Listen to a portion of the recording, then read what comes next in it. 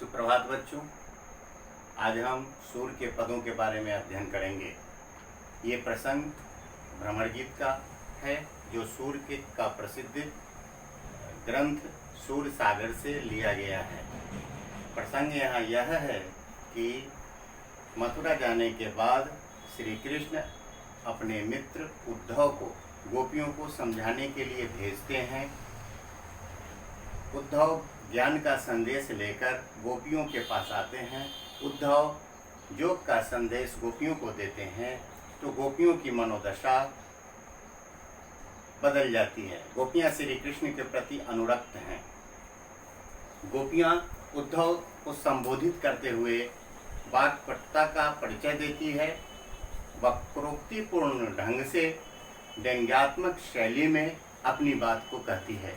गोपियाँ कहती है कि उद्धव तुम हो अति बरभागी।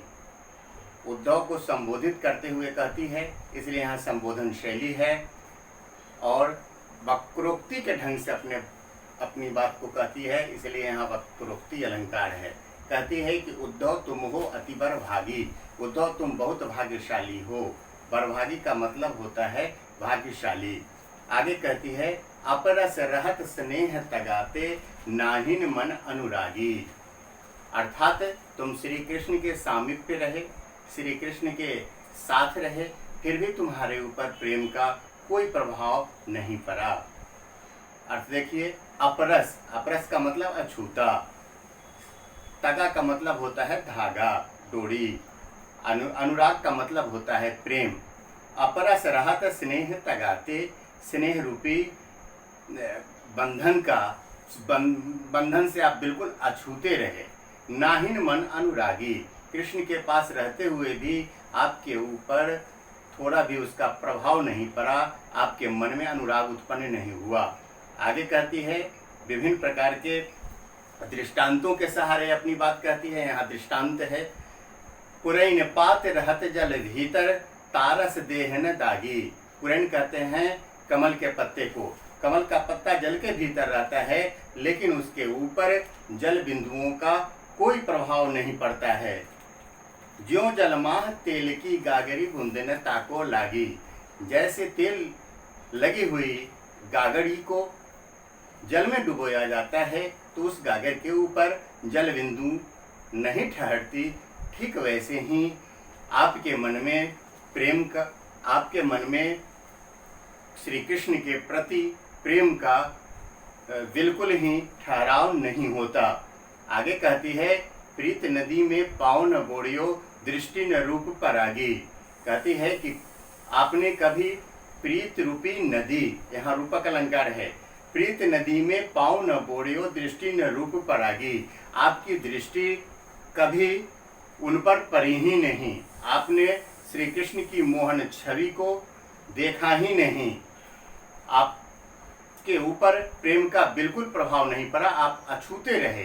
प्रीत नदी में पाँव न बोड़ियो दृष्टि न रूप परागी। और अंतिम पंक्ति में सूरदास कहते हैं कि गोपियाँ अपने आप को बहुत ही वो अबला महसूस करती है, अपने आप को असहाय महसूस करती है। वह कहती है कि सूरदास अबला हम भोरी, हम भोली भाली असहाय हैं। ठीक वैसे ही जैसे गुड़ चाटी जो पागी, जिस प्रकार शक्कर में लिपटी हुई चींटियां होती है जो शक्कर से अलग होकर नहीं रह सकती, ठीक उसी तरह हमारी गोपियों की मनोदशा है जो श्री कृष्ण से विरक्त होकर नहीं रह सकती। अब इसमें जो विशेष बातें ध्यान देने योग्य हैं, थोड़ा उस पर ध्यान देते हैं। इसमें गोपियों की वाक्पटुता नजर आती है। दूसरा, उद्धव के प्रति वक्रोक्तिपूर्ण कटु व्यंग का सहारा लेती है, लेकिन कटु वचनों का सहारा नहीं लेती, क्योंकि श्री कृष्ण के सखा के रूप में उद्धव आते हैं और यदि वह कटु वचनों का प्रयोग करती तो यह श्री कृष्ण के प्रति जो गोपियों का प्रेम है वो उसकी गरिमा को ठोस पहुंचती। तीसरा, श्री गोपियों का श्री कृष्ण के प्रति गहन प्रेम का भाव है। चौथा, ब्रजभाषा का प्रयोग किया गया है, इसमें संबोधन शैली का प्रयोग है। वक्रोक्ति, दृष्टांत, रूपक, अनुप्रास आदि अलंकार का प्रयोग किया गया है, जिससे पुरैन पात में अनुप्रास अलंकार है। वियोग रस श्रृंगार रस की अनुभूति होती है। पहले भाग में मैंने बताया था श्रृंगार रस के 2 भेदों के बारे में, और सबसे अंत में कवि की अद्भुत कल्पना शक्ति का पता चलता है, उन्होंने जैसे प्रतीकों का सहारा लिया है। अब इसके दूसरे पद के बारे में देखते हैं। दूसरे पद में श्री कृष्ण का श्री कृष्ण के प्रति गोपियों के प्रेम में जो गहनता है, उसका दर्शन हमें देखने को मिलता है। श्री गोपियों का श्री कृष्ण के प्रति जो प्रेम है, उसके दर्शन होते हैं। कहती है गोपियां कि मन की मन ही माज रही। गोपियों की जो मन की बातें थीं, वो उनकी मन की बातें मन में ही रखी हुई रह गई, क्योंकि श्री कृष्ण आए नहीं। अब वो अपने मन की बातें किसे कहे। जब श्री कृष्ण व्रत छोड़ के मथुरा चले जाते हैं, तो गोपियां श्री कृष्ण के बारे में ही दिन रात सोचती रहती है। उनके अंदर बहुत सारी ऐसी बातें होती है जो वह सोचकर समझकर अपने मन में यह भाव रखती है कि श्री कृष्ण आएंगे और वह अपनी मन की बातें उनको बताएंगी। कहती है कि कहिए जाए कौन पे उद्धव नाही परत कही। प्रेम की जो बातें होती है, वह अपने प्रियतम के अलावा दूसरे से नहीं की जा सकती। जो अपना अंदर का अनुभव है, वह अपने प्रेमी से ही साझा किया जा सकता है। इसलिए गोपियां कहती है कि कहिए जाए कौन पे उद्धव, किसको हम जाकर के कहें, ना ही परत कही। ये ऐसी बातें हैं जो दूसरों को नहीं कही जा सकती। यहाँ भी उद्धव को संबोधित करते हुए गोपियां कहती है, इसलिए इस पद में भी संबोधन शैली का प्रयोग किया गया है। आगे देखिए, अवधि आधार आस आवन की तनमन वृथा सही। कहती है गोपियां, अवधि आधार आश आवन की। यहाँ अनुप्रास की बहुत ही अनुपम प्रयोग है, बहुत ही सुंदर छटा देखने को मिलती है।